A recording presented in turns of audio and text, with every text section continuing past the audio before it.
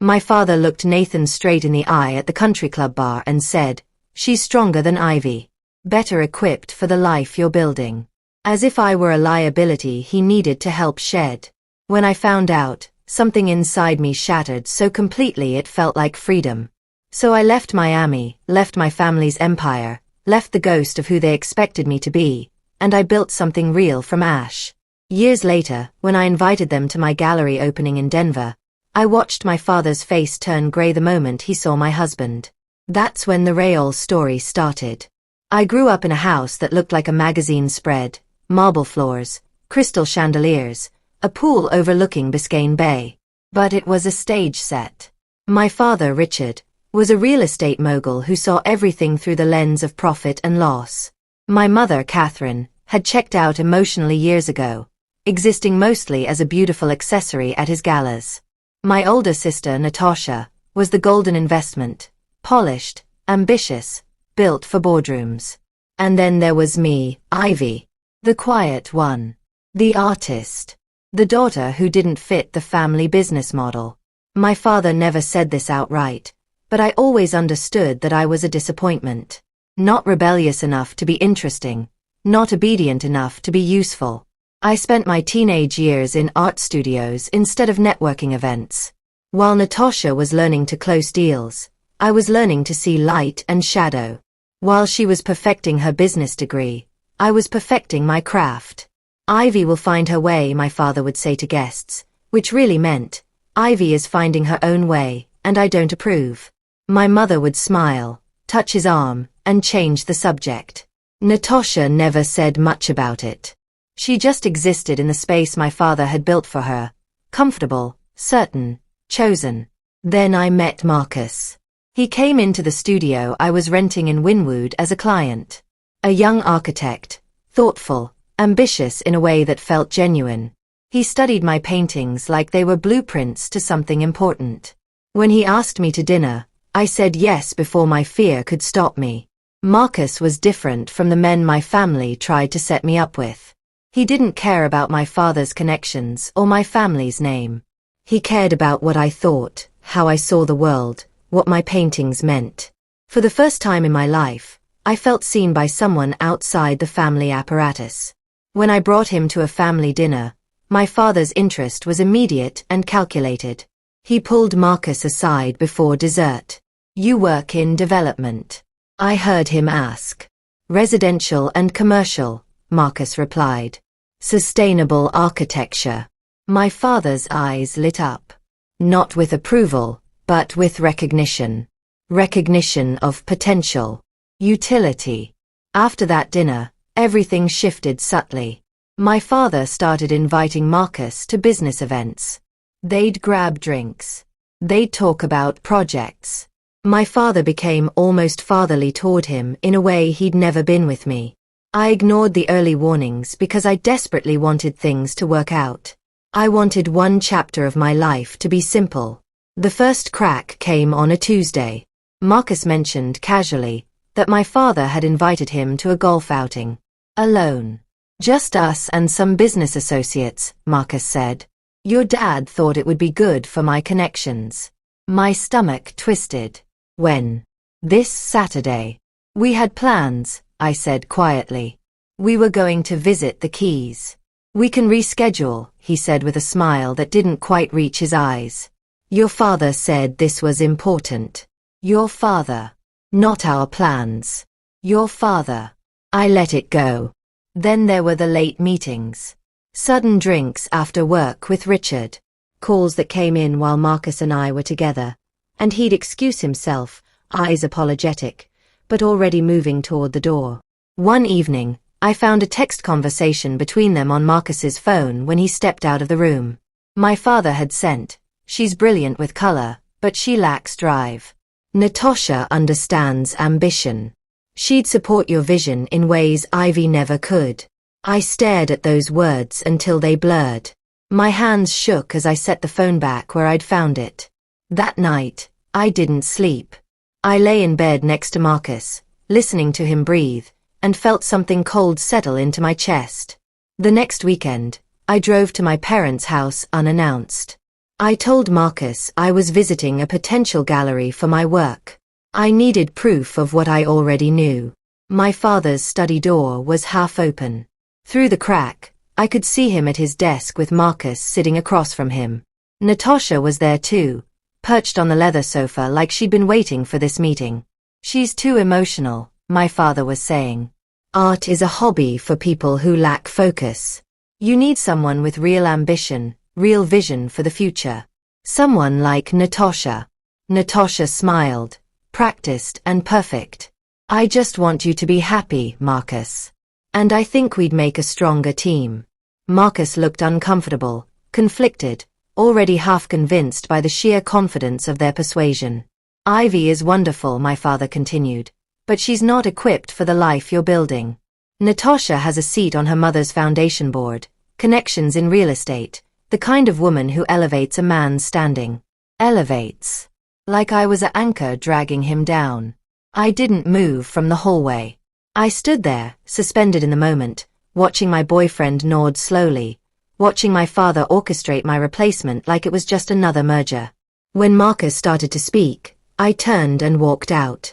I moved through the house like I was underwater, grabbed my keys, and left, driving back to the city. My hands gripped the steering wheel so hard they went numb. The betrayal was clean and surgical. This wasn't impulsive. This was calculated. My father had spent weeks positioning Natasha as the better option, using the one person I trusted as a vehicle for it. I called my best friend, Jordan. I need to leave, I said. Today. Ivy, what happened? Everything. All of it. My voice sounded like it was coming from someone else. I can't be here anymore. 3 days later, I'd withdrawn from the gallery waitlist I'd been on, packed a single suitcase, and booked a flight to Colorado. I didn't tell my family. I didn't tell Marcus. I left a note on my apartment door. I'm rebuilding. Don't wait for me. Denver felt like breathing for the first time in years. The first month was survival mode. A hostel, then a small room in an old Victorian near Santa Fe Drive where the art district lived and breathed. I got a job at a coffee shop and spent my free hours in galleries, studios, museums. I didn't contact anyone from Miami. Not my mother, not Natasha, not Marcus. But I did start painting again. Real painting. Not for approval or display, but for the absolute necessity of it, like breathing. I found a therapist named Dr. Ramirez who didn't accept my "I'm fine" without interrogation. She sat quietly while I unpacked years of dismissal, invisibility, and finally betrayal. Your father made a choice, she said once, but it wasn't about your worth. It was about his need to control the narrative. Natasha made a choice. And Marcus made a choice. None of those reflect your value. It feels like they do, I whispered. That's the wound talking, she said. Not the truth. I finished my degree online. I applied to galleries. I built a life that was entirely mine, no family money, no connections, just work and vision and the slow, painful process of believing I deserved it. 2 years later, I had my first solo show. 18 paintings. A gallery in lower downtown. The reviews were good, the sales modest but real. And more importantly, the life I'd built was real. Then my father sent an email. Your mother has been ill. Nothing serious, but she'd like to see you. I'm arranging a family visit to Denver next month. Business brings me out that way. We could see your gallery if you'd like. I almost deleted it. But something, maybe curiosity, maybe healing, made me respond. I told him about my opening, gave him the details, and included a +1 invitation. They arrived on an autumn afternoon when the light was turning everything gold. My father first, stepping out of the car in an expensive suit, his face already scanning my gallery for flaws or successes he could claim some credit for. My mother behind him, thinner than I remembered, moving carefully like her body had become unfamiliar. Natasha in oversized sunglasses, and Marcus, slower than everyone else, eyes searching for me like he wasn't sure what he'd find. Then my husband, James, came to stand beside me at the gallery entrance. I watched my father's face shift. The careful calculation in his eyes froze. Then recalculated. Ivy, he said, his voice different somehow. Smaller. You look. Well. I do, I said simply. I've built a good life. Inside the gallery, my paintings covered the walls. They were dark and brilliant, images of solitude and strength, of breaking and rebuilding, of a woman learning to see herself. My father walked through the space slowly, his expression unreadable. My mother cried quietly. Natasha looked uncomfortable. Marcus looked like he was seeing me for the first time in years. We sat down to dinner at a restaurant I'd chosen, not fancy, authentic, a place that mattered to me. My father tried to control the conversation as usual, steering it toward business, toward his world. But James would gently redirect. So Ivy's been working with the community art program, he'd say. Tell them about that, babe. Or the gallery is actually looking at expanding. Ivy's been instrumental. Each time, my father's jaw would tighten slightly. He wasn't used to being eclipsed by someone else's accomplishment. Especially not his daughter's. Then James asked the question that broke the surface. When was the last time all of you were actually present with Ivy? My father set down his fork. I'm not sure what you mean. I mean, James said calmly, when was the last time you were here for her, not for what you could do with her? Silence. My mother looked away. Natasha stiffened. My father's voice came out cold. I've provided everything Ivy has ever needed. You've provided money, James said evenly. That's not the same as presence. I felt something in me loosen, the knot of years of trying to explain this to myself. There's something you should know, I said quietly. I know about Marcus. I know about what happened between you three. My father's face went rigid. Ivy, my mother whispered, her hand reaching across the table. No, I said. Not you, Mom. You, Dad. I walked in on it. I heard what you told Marcus. About me being emotional, unfocused, not ambitious enough. My father didn't deny it. I was protecting him. Setting him up for success. You were replacing me, I said. You couldn't control me, so you eliminated me. Natasha suddenly looked at her plate like it contained all the answers to everything. I should say something, she said quietly. My father's head snapped toward her. Natasha. Don't. Yes, she said, her voice trembling. I should. Because Ivy deserves the truth. She looked at me, and for the first time, I saw her not as a rival or a replacement, but as someone who'd also been used. Dad didn't just talk to Marcus. He coached me. He told me what to say, how to position myself. He said you didn't want the life Marcus was building, that you'd be happier alone, that I'd be doing you a favor by removing you from the equation. My stomach clenched. He made it sound like he was protecting all of us. Natasha continued, her voice breaking. But he was just orchestrating. Like we were pieces on a board. My father stood abruptly. This is ridiculous. I was trying to help. You were trying to control, James said, his voice steady and authoritative in a way that made my father actually listen. And when your daughter wouldn't be controlled, you removed her instead.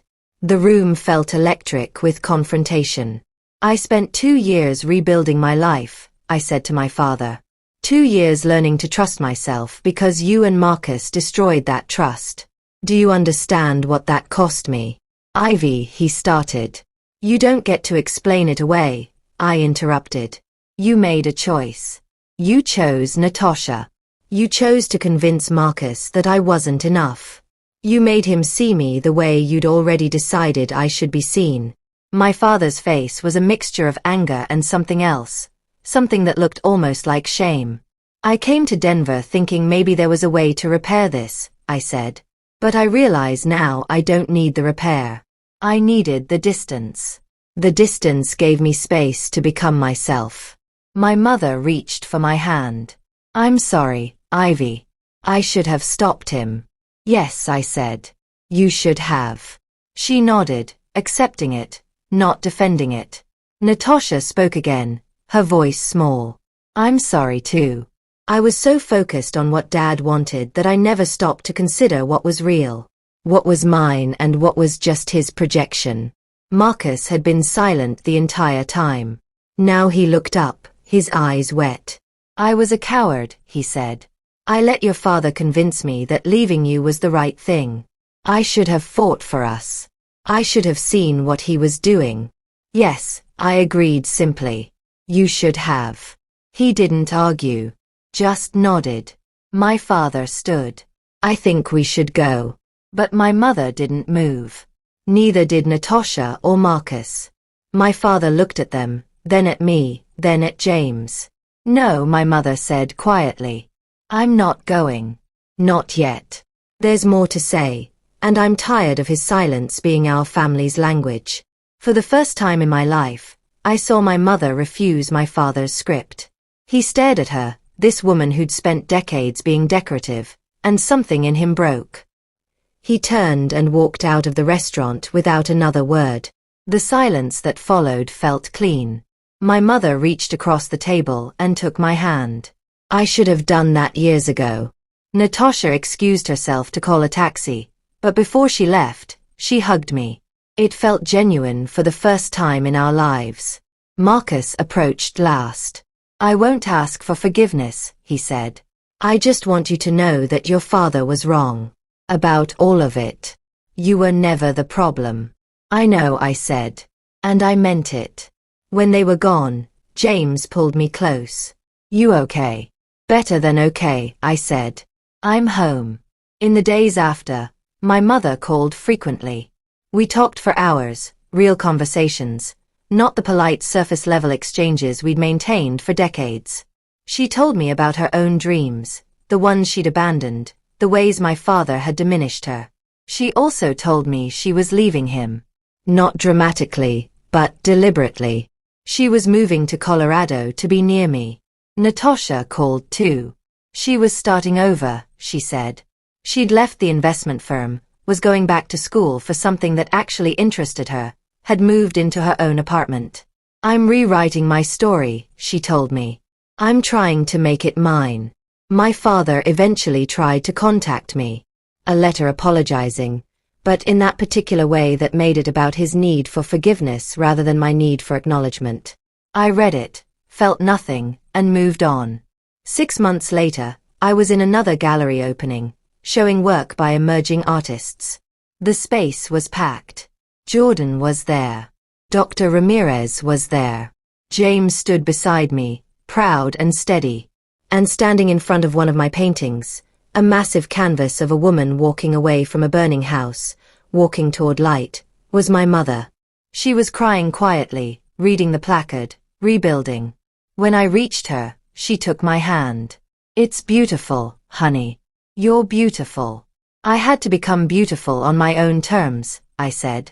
Not according to anyone else's design. She squeezed my hand. I see that now. When I look back now, I don't think about the betrayal primarily. I think about the woman I became the moment I decided to leave.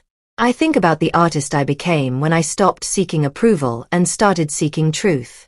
I think about the husband I found who saw me completely and never asked me to be smaller. My father's manipulation didn't destroy me. It liberated me.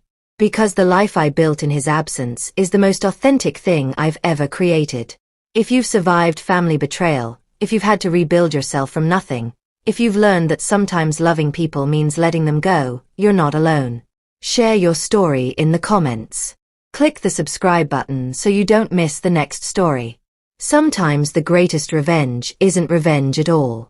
Sometimes it's thriving so completely that your old life becomes irrelevant. Sometimes it's remembering that you are the masterpiece you've been trying to create all along. And sometimes, the people who hurt you realize it years too late. And that's their lesson to learn, not your burden to fix.